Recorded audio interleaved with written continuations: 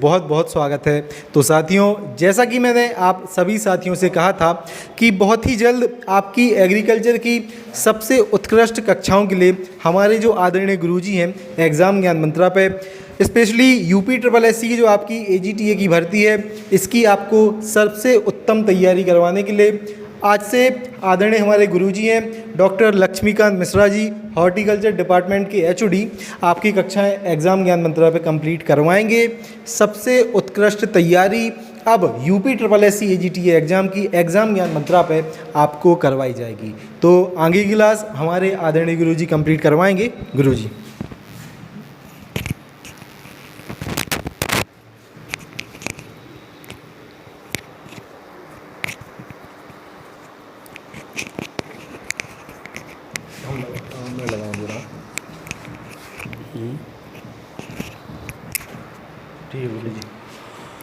बहुत बहुत धन्यवाद द्विवेदी जी। सभी को नमस्कार, राम राम, और सभी को शुभकामनाएं हैं कि आगे आने वाले समय में आपको सफलता मिले और आप सभी लोग मन लगा करके पढ़ें। और कहीं भी अगर आपको कुछ समस्या आती है तो कमेंट में करके आप पूछ भी सकते हैं, जानकारी ले सकते हैं। तो आज क्लास स्टार्ट करते हैं। तो सबसे पहला क्वेश्चन आपके सामने, सबसे पहले आपका क्वेश्चन आता है कि headquarter of Indian meteorological department कहाँ पर स्थापित है, कहाँ पर है, कि भारतीय मौसम विज्ञान का जो विभाग का मुख्यालय है वो कहाँ पर स्थित है। तो सबसे पहले आप इसको आंसर जान लीजिए। ये है आपका कहाँ, न्यू दिल्ली। लेकिन न्यू दिल्ली के पहले भी इसके साथ कुछ और जानने की ज़रूरत है कि ये जो भारतीय मौसम विज्ञान मुख्यालय जो बना, इसकी स्थापना कब हुई। सबसे पहले ये भी पूछता है।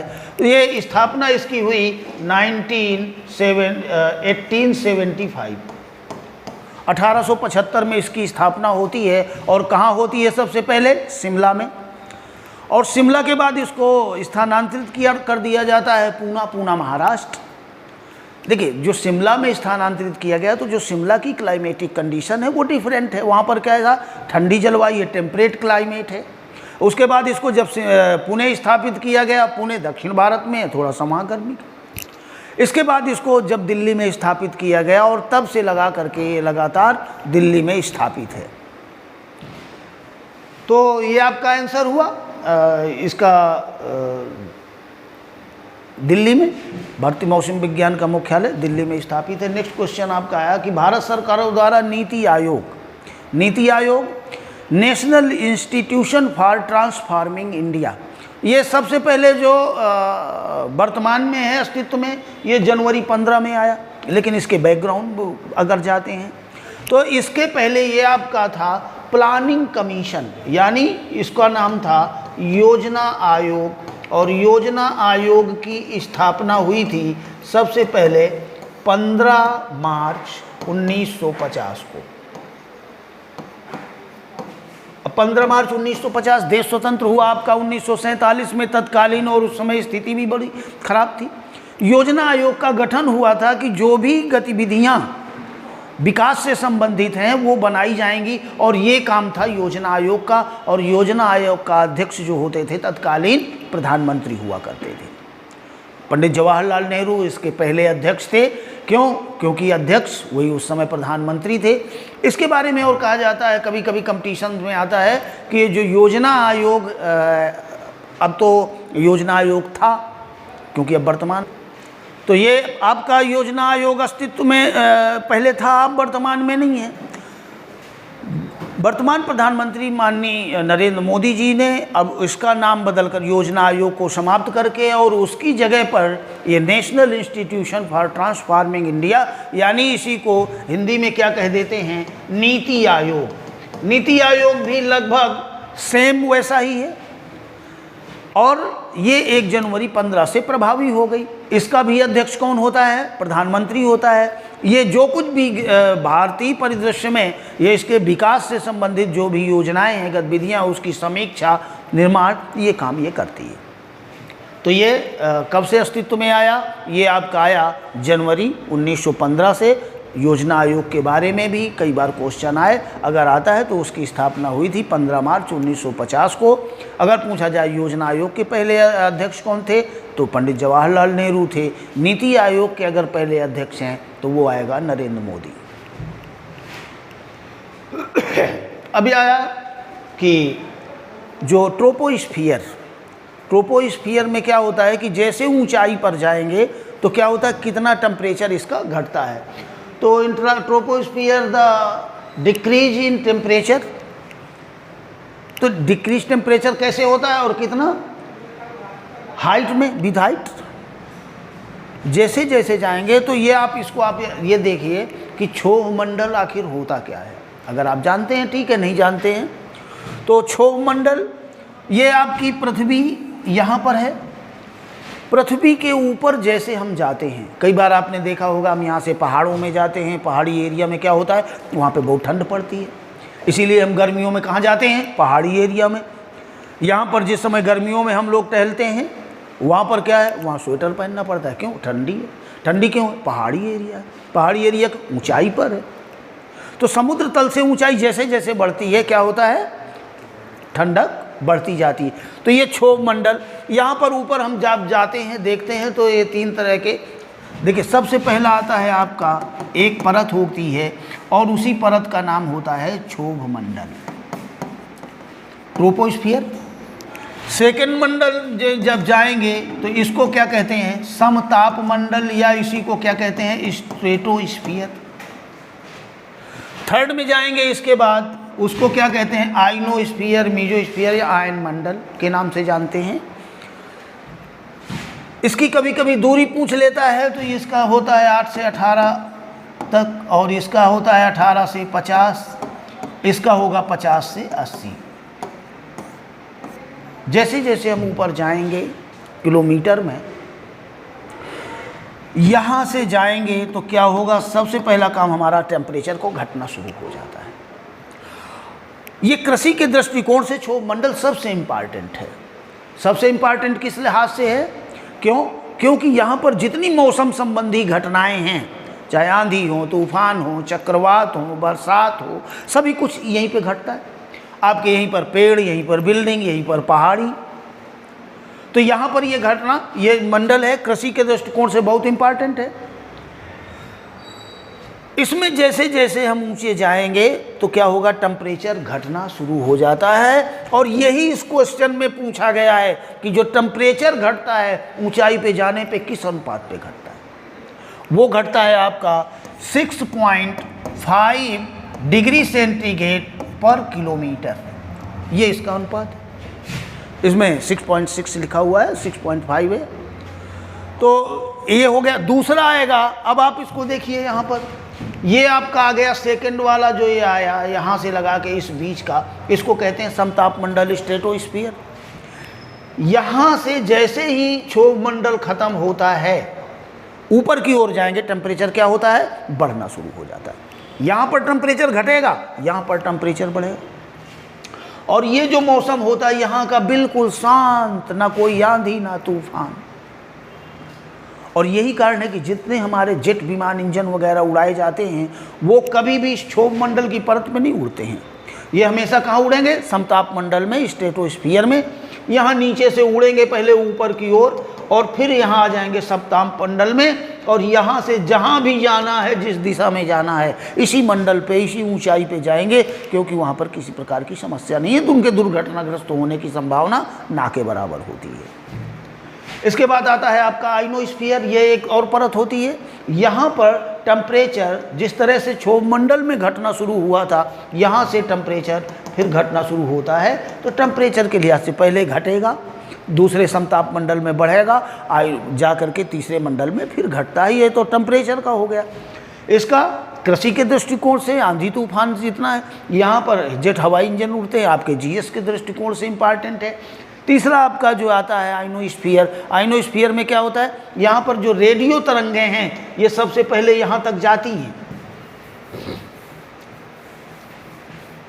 आइनोस्फीयर ये यहाँ हो गया, नीचे यहाँ से जाएंगी और आयन मंडल में यहाँ पर टकरा करके फिर वो नीचे वापस आती हैं। और यही कारण है कि हम जो रेडियो है, मोबाइल है, टीवी है, अन्यथा यहाँ से बात करते हैं, यहाँ से बात करें आगे अवरोध है, लेकिन वो सबसे पहले ऊपर जाती है, ऊपर से नीचे आती है। तो ये इम्पॉर्टेंट है। अगर ये नहीं होता तो हमारी ये किरणें क्या है, जाके अंतरिक्ष में विलीन हो जाती हैं। हम कभी भी ना मोबाइल में हम आपसे बात कर पाते, ना टीवी देख पाते। ये इम्पॉर्टेंट है।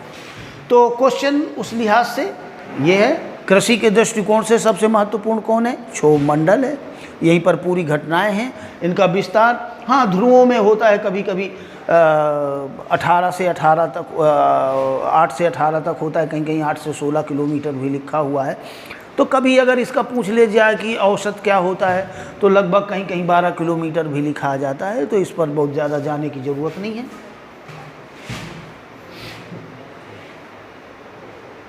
नेक्स्ट क्वेश्चन आया, Indian institute of agriculture biotechnology, और इसका कहाँ है? ये आपका रांची झारखंड में है।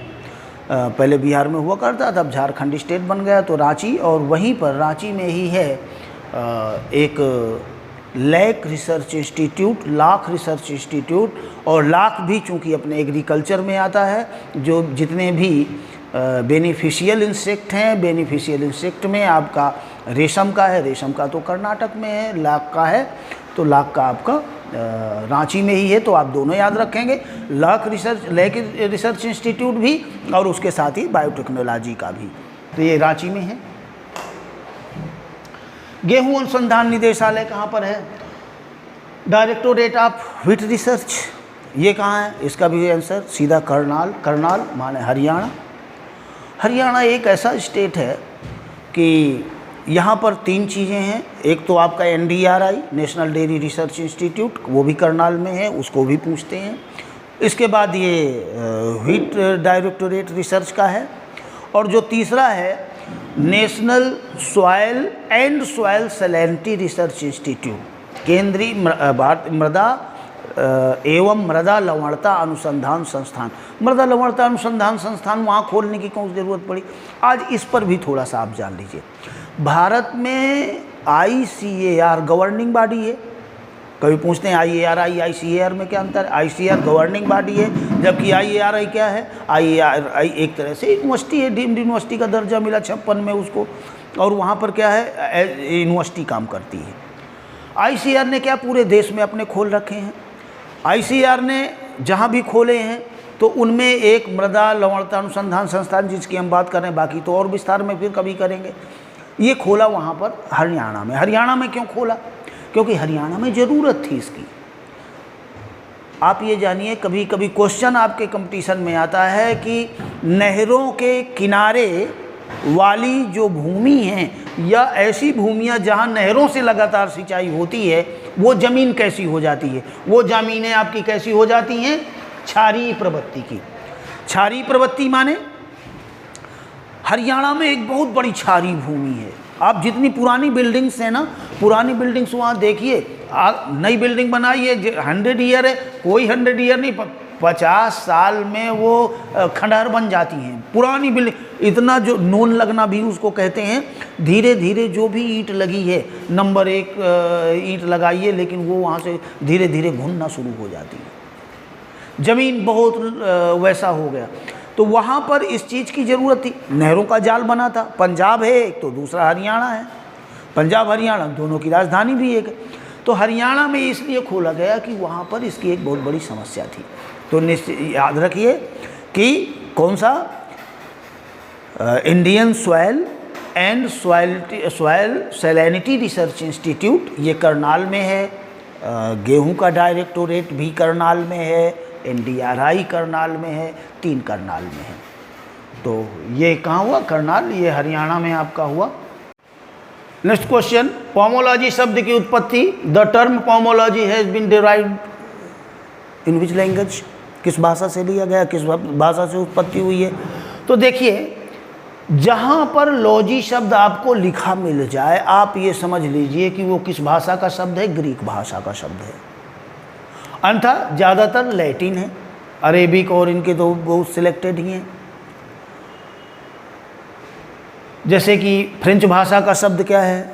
ट्रकर शब्द से लिया गया है, जिसमें ट्रक गार्डनिंग कहलाता है वेजिटेबल कल्टीवेशन में, वो ट्रकर फ्रेंच भाषा का शब्द है। वेजिटेबल है वो अरेबिक भाषा का है। लैटिन भाषा के तो बहुत सारे शब्द हैं, जो भी जहाँ पे कल्चर लगा है, जहाँ भी अगर लगा है आपका क्या culture, culture like culture, agriculture, floriculture, horticulture, कहीं भी कल्चर कोई लगा हो वो क्या हो गया लैटिन। जहाँ पर लॉजी शब्द लगा हो वो क्या हो गया ग्रीक। लेकिन यहाँ पर थोड़ा सा अब पोमोलॉजी ये मिला है वास्तव में दो शब्दों से मिल करके, एक तो पोमस माने फ्रूट्स और लॉजी टू स्टडी। तो यहाँ क्या है फ्रूट की स्टडी यानी फल विज्ञान पोमोलॉजी को कहते हैं।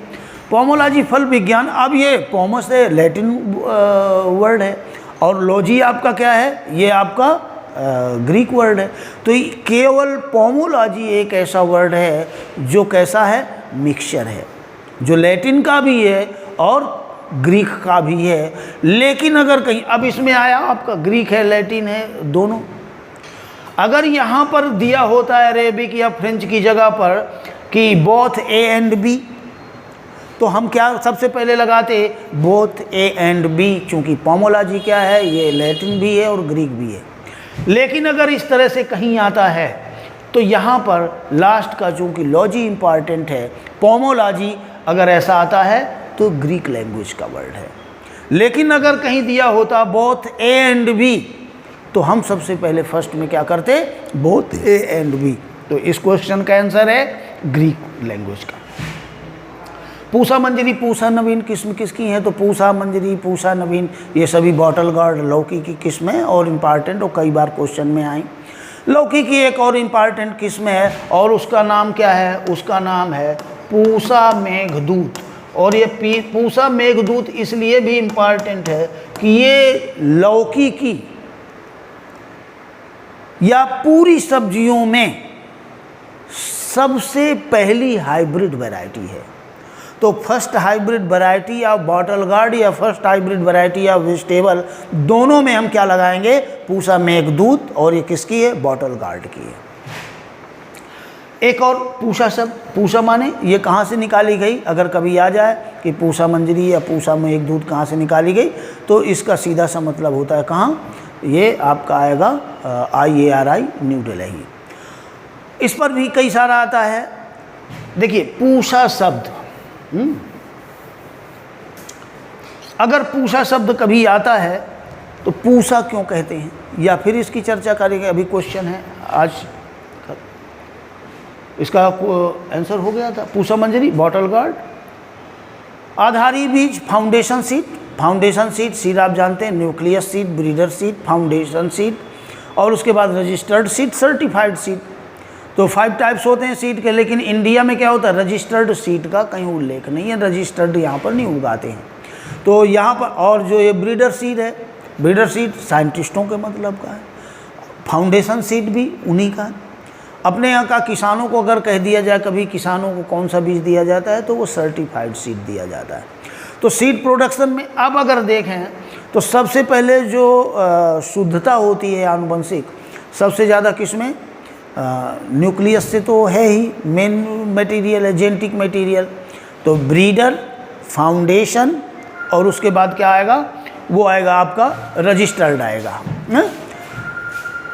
अब इसमें कहेगा कि जब सीड प्रोडक्शन की बात आती है, सीड प्रोडक्शन में सीड प्रोडक्शन या तो फाउंडेशन का आएगा और या आपका आएगा सर्टिफाइड सीड का, सर्टिफाइड पंजीकृत और रजिस्टर्ड प्रमाणित बीज, सर्टिफाइड प्रमाणित, फाउंडेशन आधारी। तो फाउंडेशन सीड की जो आनुवंशिक शुद्धता होती है वो ज़्यादा होती है। अगर आए कि सर्टिफाइड सीड या प्रमाणित बीज है तो प्रमाणित बीज की दूरी आधारी बीज से हमेशा आधी रखी जाती है।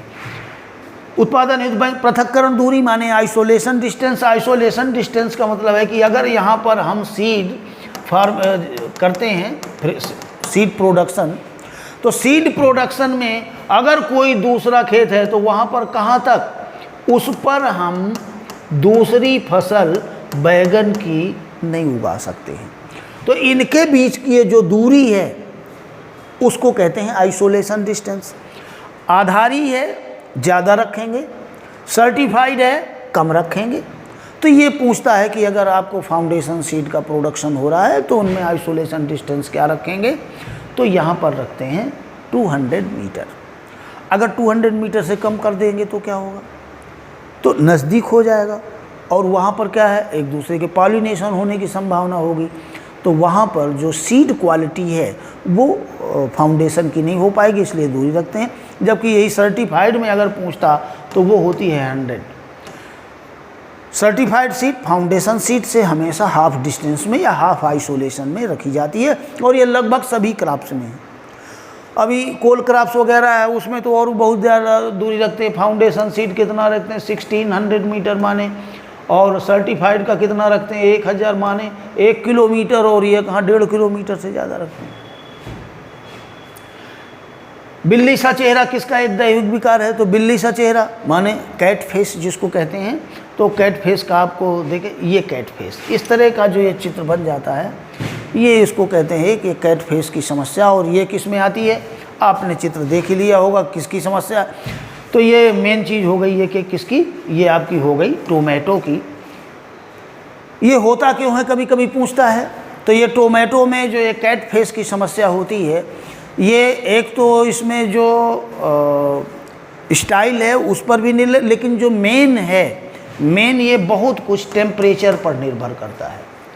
अगर टेम्परेचर फ्लक्चुएट होता है, अगर ये 10 to 17 डिग्री के बीच में टेम्परेचर है तो इसके होने की संभावना ज़्यादा लगती है। दूसरा, अगर इसमें GA3 का कभी इस्तेमाल करते हैं तो उसका भी असर आता है। एक्सेस फर्टिलाइज़र स्पेशली नाइट्रोजन अगर देते हैं तो ये भी कहीं ना कहीं प्रॉब्लम देखने को मिलती है। मेन इसमें जो होता है ना, टेम्परेचर का या क्लाइमेटिक जो फ्लक्चुएशन है उसका बहुत बड़ा असर इसमें होता है। कौन सा प्याज लहसुन का है, प्याज लहसुन का जो सबसे ज़्यादा नुकसान पहुंचाने वाला है। क्वेश्चन, तो which one of the following is the serious insect of onion and garlic. लहसुन और प्याज का सबसे जो खतरनाक कीट है और वो है आपका ये थ्रिप्स है। थ्रिप्स बहुत नुकसान पहुंचाता है प्याज में और लहसुन में। कभी पूछता है कि प्याज लहसुन का रिसर्च इंस्टीट्यूट है, तो ये आपका महाराष्ट्र में है। ये आपका थ्रिप्स है, ये इस तरह से जा कर के ये प्याज और लहसुन की फसल को बहुत ज़्यादा नुकसान पहुंचाती है। विनाशकारी जीव एवं कीट अधिनियम किस वर्ष में पारित हुआ, तो ये जहाँ पर ये डिस्ट्रक्टिव इंसेक्ट एंड पेस्ट का जो एक्ट आया था वो आया था 1914 में, 1914 में। उसके बाद भारतीय संसद में भी 1968 में एक कीटनाशी अधिनियम पास हुआ था जो 72 में लागू हुआ। लेकिन ये अगर डिस्ट्रक्टिव आता है तो इसमें आप याद रखेंगे कि 1914 में, और एक जो इंसेक्ट आया था 68 में, 72 में, उसको नहीं, लेकिन मेन ये। और इसका ये आपका ये जो है वो सर्टिफिकेट भी है जो 1914 में इसको पास किया गया था। निम्न फलों में किसका फलगूदा जीर्ण अपमानित करने को उपयोग किया जाता है, तो अब ये जामुन, बेल, कैथ, इमली, ये सभी इम्पॉर्टेंट फ्रूट्स हैं। लेकिन इमली तो खैर कम है, उतना ज़्यादा उपयोग में नहीं होता। लेकिन जामुन है, जामुन तो बहुत, अगर किसी को डायबिटिक पेशेंट है उसके लिए बहुत अच्छा है। अगर पूछा जाए ना कि डायबिटिक पेशेंट के लिए सबसे आता है, कई कंपटीशन में आया, तो अगर फ्रूट्स में पूछता है तो आप बताएंगे जामुन, वेजिटेबल में पूछता है तो आप क्या बताएंगे, बिटर गार्ड, करेला को बताएंगे। तो ये दोनों हैं। बेल, बेल इम्पॉर्टेंट, ये हमारा औषधि गुणों के लिए जानते हैं और ये बेल ही इसका आपका उत्तर है। कैथ, कैथ में बहुत सारी ये पेट के लिए रामबाण की तरह काम करती है और इसमें पेक्टिन काफ़ी मात्रा में पाई जाती है। इसका इंग्लिश नेम कभी होता है ना वुड एपल, और ये किसमें, ये माइनर फ्रूट्स के अंतर्गत हम इसका अध्ययन करते हैं। इमली ज़्यादातर खटाई के लिए इस्तेमाल करते हैं, चटनी बनाने की इस्तेमाल करते हैं और इसमें टार्टरिक एसिड पाई जाती है। और इमली में कभी एक और ध्यान रखने की ज़रूरत है कि इमली का पेड़ बहुत बड़ा होता है और अगर पूछ लेता है कि फैमिली ऑफ ये इमली की टमारेंडिस इंडिका, तो इसकी जो फैमिली है वो लेग्यूमिनेसी है। इतना बड़ा पेड़ है लेकिन फैमिली क्या है इसकी, लेग्यूमिनेसी फैमिली है, तो ये भी एक इम्पॉर्टेंट फैमिली का। और इस क्वेश्चन का उत्तर है यहाँ पर बेल। अमरूद के फलों में कौन सा अम्ल पाया जाता है, तो अमरूद वैसे तो बहुत जानते हैं, अमरूद से विटामिन सी बहुत मिलता है। विटामिन सी यानी एस्कॉर्बिक एसिड हो गया। इसमें मैलिक एसिड, जितने भी मीठे फ्रूट्स पाए जाएंगे उनमें मैलिक एसिड होता है। अगर खटास है, खटास के लिए क्या मेन होता है, साइट्रिक एसिड भी होता है, टार्टरिक एसिड होता है। साइट्रिक एसिड, नींबू वर्गीय जितने फल हैं उनमें साइट्रिक एसिड बहुत पाया जाता है। एस्कॉर्बिक एसिड सबसे ज़्यादा बारबेंडास चेरी में होता है। यहाँ पर अब इसमें क्या हो गया, ये टार्टरिक एसिड ये भी पाया जाता है, मैलिक एसिड ये भी पाया जाता है, साइट्रिक एसिड ये भी पाया जाता है। ये तीनों एसिड अमरूद में पाए जाते हैं। एस्कॉर्बिक एसिड और पाया जाता है जिसका उल्लेख नहीं है। तो तीनों, अब यहाँ पे कन्फ्यूजन होंगे। अगर कभी ऐसी कन्फ्यूजन की स्थिति आती है तो पुनः आप नेट पे सर्च करेंगे। एस्कॉर्बिक एसिड तो होता है, मैलिक एसिड भी है, तभी उनमें मिठास है। वैसे मिठास फलों में जो शर्करा पाई जाती है उसको फ्रक्टोज कहते हैं, गन्ने में सुक्रोज कहते हैं, दूध में लैक्टोज कहते हैं, फलों में पाई जाती है उस शर्करा को फ्रक्टोज कहते हैं। तो मिठास हुआ, लेकिन मिठास मैलिक एसिड के कारण भी होती है।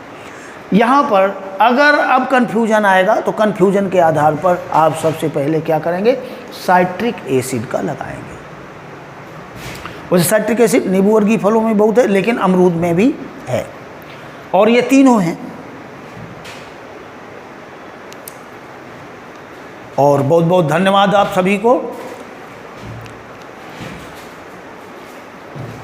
तो साथियों, जैसा कि आप सभी ने आदरणीय गुरु जी की आज क्लास को अटेंड किया होगा, और लगातार अब गुरुजी एग्ज़ाम ज्ञान मंत्रा पे आपको क्लासेस प्रोवाइड करेंगे। अभी तो एमसीक्यूज़ फॉर्म में, एमसीक्यू फॉर्म में आज क्लास हमने कंप्लीट करवाई है।